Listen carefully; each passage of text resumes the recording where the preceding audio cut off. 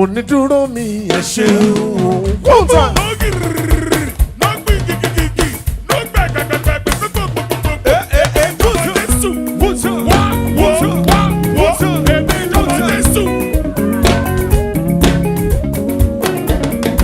Onídúró mi ẹ ṣeun púpọ̀. Onídúró mi ẹ ṣeun. Onídúró mi ẹ ṣeun púpọ̀. Ó jẹ́ ènìyàn ló dúró mi wọ́n ti mọ̀ sí ẹ̀kọ́. Onídúró mi ẹ ṣeun. Ọlọ́run o. Onídúró mi ẹ ṣeun. Onídúró mi ẹ ṣeun púpọ̀. Ó jẹ́ ènìyàn ló dúró mi wọ́n ti mọ̀ sí ẹ̀kọ́. Onídúró mi ẹ ṣeun. Onídúró mi ẹ ṣeun.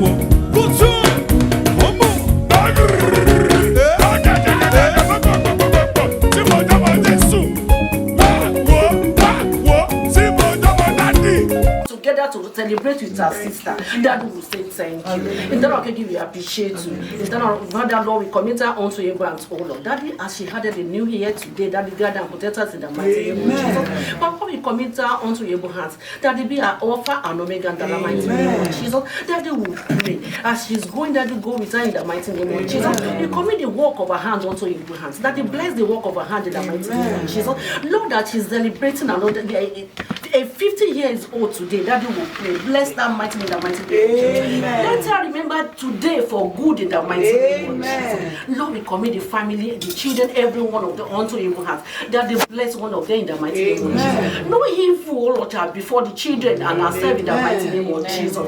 That they once again bless their work in the mighty name of Jesus. We commit their house unto your hands. Bless the entire family in the mighty name of Jesus. Baba, we appreciate it. And we commit every one of us here unto your hands. That we will pray. We will not regret coming here today in the mighty name of Jesus. And Daddy, we appreciate you, we say thank you. Whatever we are going to eat today, Daddy, whatever you are going to eat, drink, that is sanctified to the Lord in the mighty name of Jesus. Internal gifts at the end of everything today, Lord, let a full call to appreciate you, to say thank you. In Jesus' mighty name we pray. Amen. In Jesus' mighty name we pray. Amen.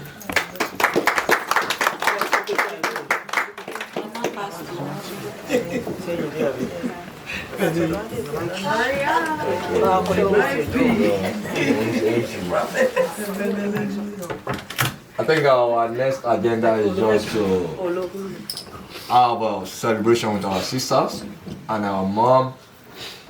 So I think we have to put some music so that we can be able to dance. Okay. No, not now.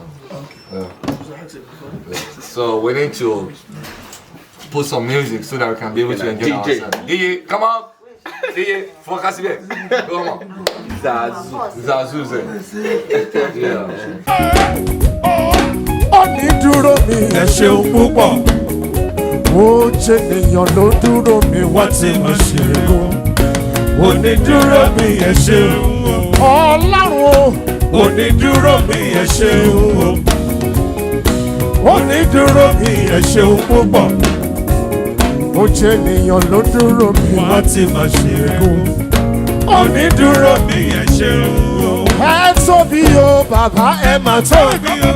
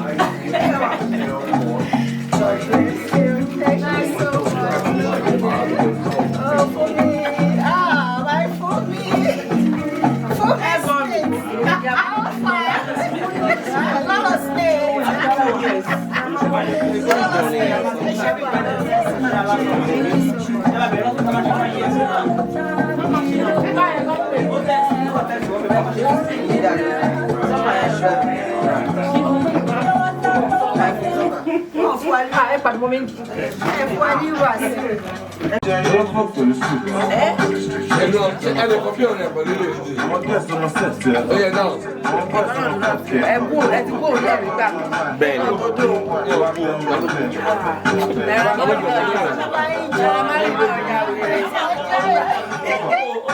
Oh no, no, no, she no come on there, no.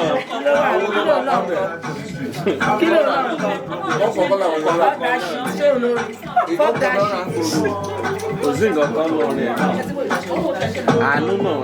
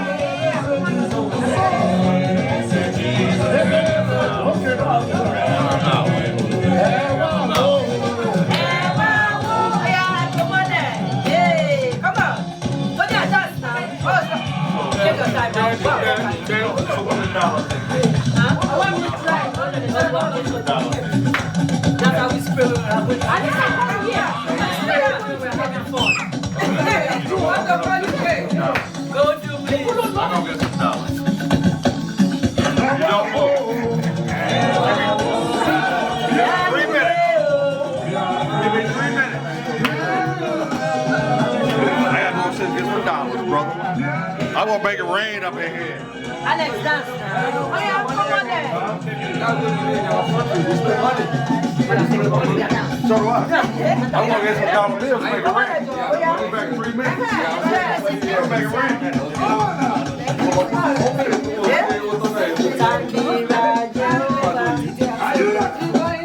No, be right back.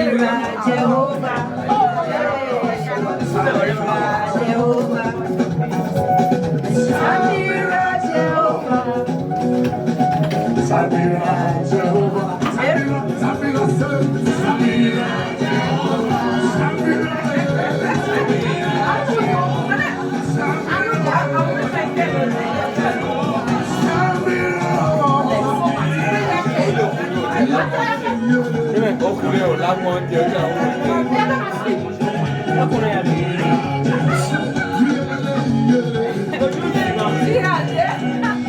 ọmọ bí a kò kí ilé kò bí lè kó máa ṣe láàrin. Let's get to Benin City.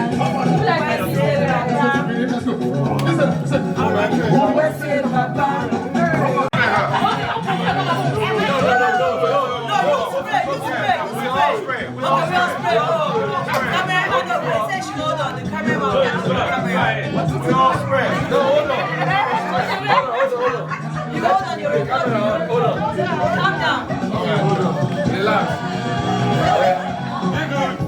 Come on. Yeah. I want to come on. Yeah, that's what it's called. But back up in Africa, we use we shoot the money here too, bro. We shoot it.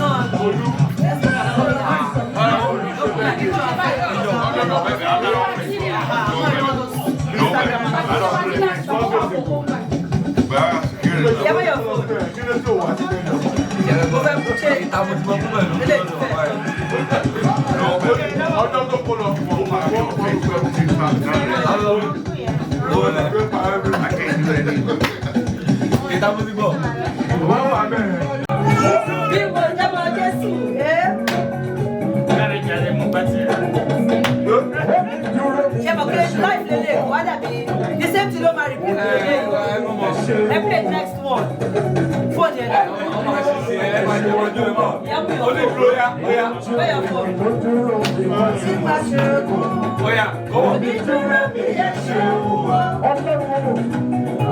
You don't need your car style.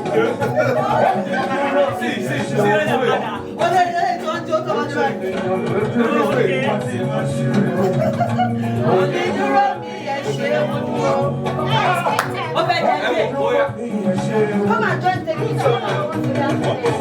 Come, enter the picture. Your life, yeah. Timo Jama Jesu, yeah.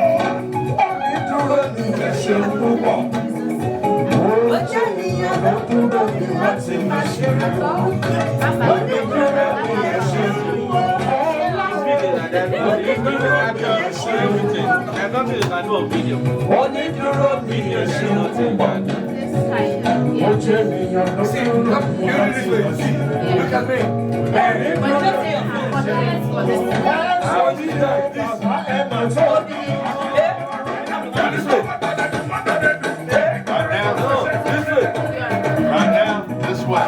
Right down this way. Right down this way. I'm an old man. Right down this way. Okay. This way, but now right down this way.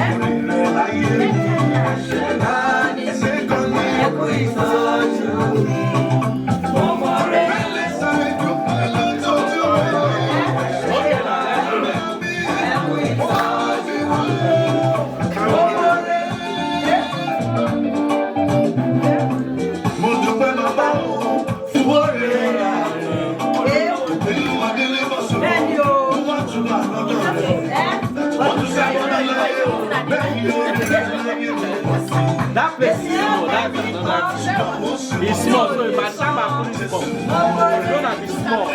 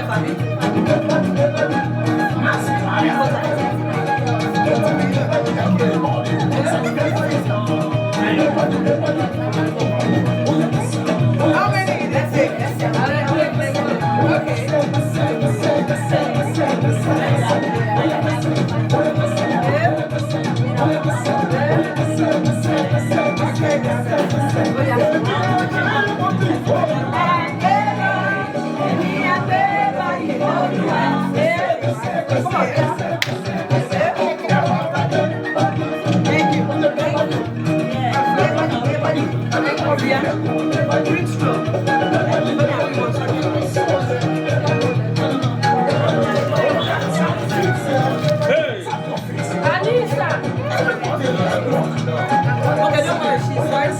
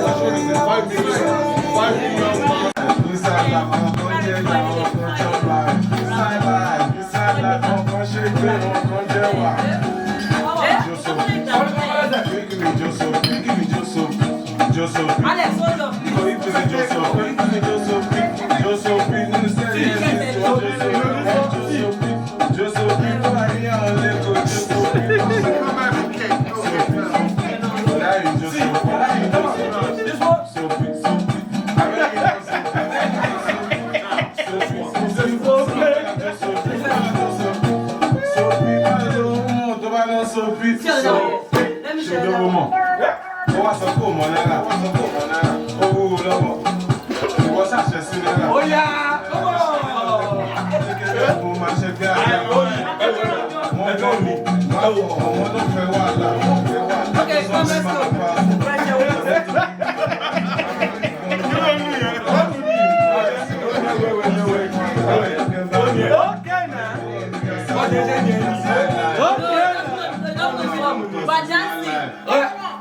Inside life. Go to the papa life. Inside life. Go to the deeper life. Inside life. I'm going to jail. I'm going to chop life. Inside life. I'm going to shake it. I'm going to just hold on. Go back to the just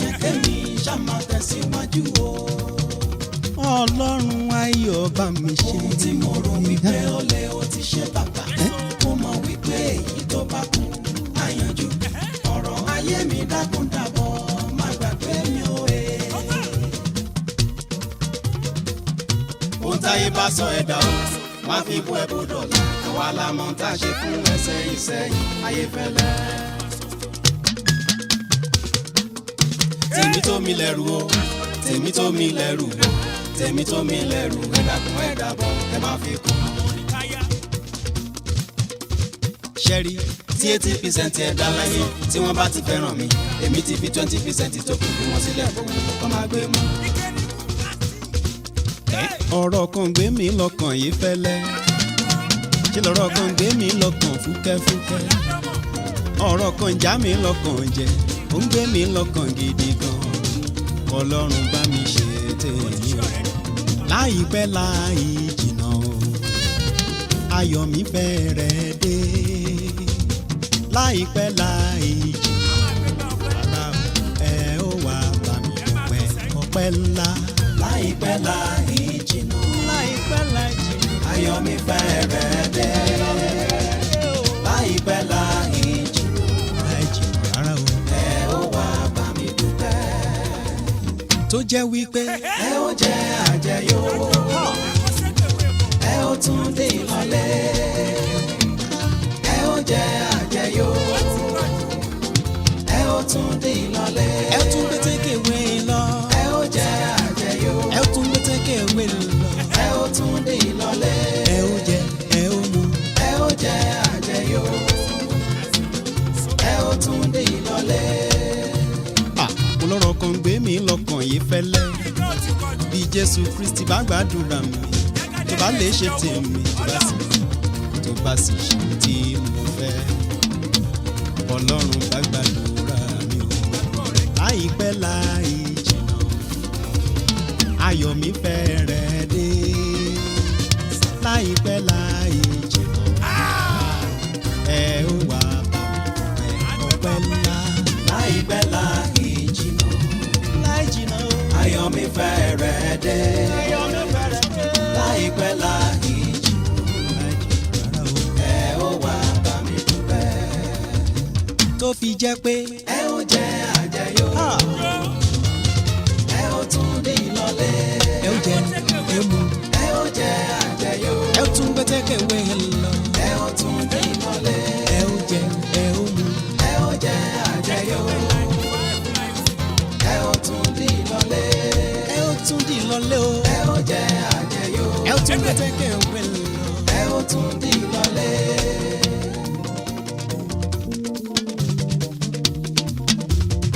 tó bá fẹ́ bímọ bọ́lọ́mọ jó tó bá fẹ́ bímọ bọ́lọ́mọ yọ̀ tó bá fẹ́ bímọ bọ́lọ́mọ jó tó bá fẹ́ bímọ bọ́lọ́mọ yọ̀ ọmọ ní ní Olúwa ọmọ inú ní èrè rẹ̀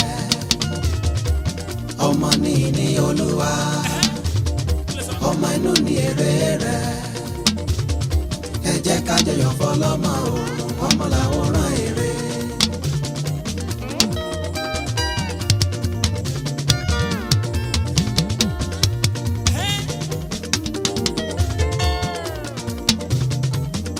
àgàn má ronú mọ́ o ọmọ ń bọ̀ o ìwọ àgàn má ronú mọ́ o láyé ọmọ ń bọ̀ o Olúwa tó dá Séra lóhùn lọ́jọ́sí àdá ẹ lóhùn bàbá tó ṣíjú wo Hánà ní Ṣílò àdá ẹ lóhùn Elizabeth darúgbó kó tó bímọ ẹni tó ti bí oníyàn kú kọ́lọ́run dá wọn sí o ọmọ wa ò ní kú ìyá ọmọ ò ní kú ọmọ wa ò ní kú bàbá ọmọ ò ní kú ẹ jẹ́ ká jọyọ̀ fọlọ́mọ o ọmọ làwòrán èrè ọmọ o ọmọ o ọmọ làwòrán èrè ọmọ o ọmọ o ọmọ làwòrán èrè ọmọ o ọmọ o ọmọ làwòrán èrè ẹni tó ti bí kò níyàn kú láyé ọmọ làwòrán èrè ìragàn àtọwọ́ làbòsùn ọmọ làwòrán èrè ẹni tó ti bí ò níyàn kú ọmọ làwòrán èrè àwọn àgàn àtọwọ́ làbòsùn ọmọ làwòrán èrè ọmọ o ọmọ o ọmọ làwòrán èrè ọmọ o ọmọ o ọmọ làwòrán èrè yàtọ̀ fún ọmọ oníṣẹ̀ṣẹ̀ kúnnú sí ọmọ làwòrán èrè. láyé wá láyé wá láyé wá ká fọwọ́ wa méjèèjì ká fi gbọ́ máa jó. láyé wá láyé wá láyé wá ká fọwọ́ wa méjèèjì ká fi gbọ́ máa jó.